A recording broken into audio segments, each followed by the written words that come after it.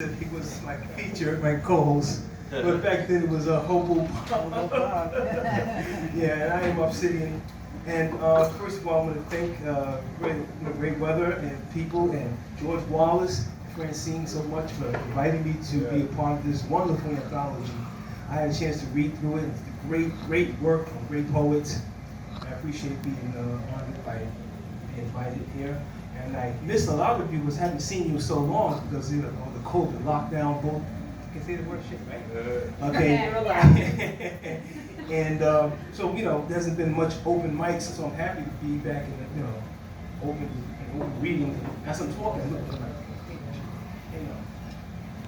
damn it, I had it. I'll get it. Don't worry about it. It's got it. Okay. So quick one, and I'll read the poem. So everyone I'm talking to, we've all been through some ups and downs through the period of time. I went through something with my heart, but I'll be okay. I have a heart of gold.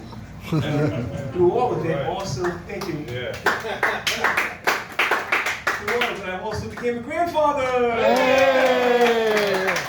Mazel tov! Thank you very much, Mazel tov. All right, so anyway, let me read this poem and get the fuck off the stage, right? This one is entitled A Train Away. Classic. Not like it used to be in the 90s, guys. No, it's true. I was on the D, heading south, out of the boogie down. I had a book. It was very good. It was James Elroy. I fell in love with verses and with escapades.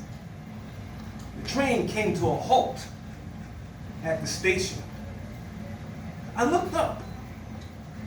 Across from me, there was a hobo.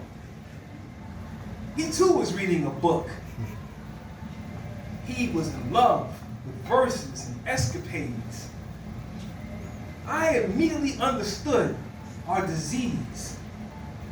Verses, escapades. Yeah, it was like drugs and alcohol. Took us away from our lives.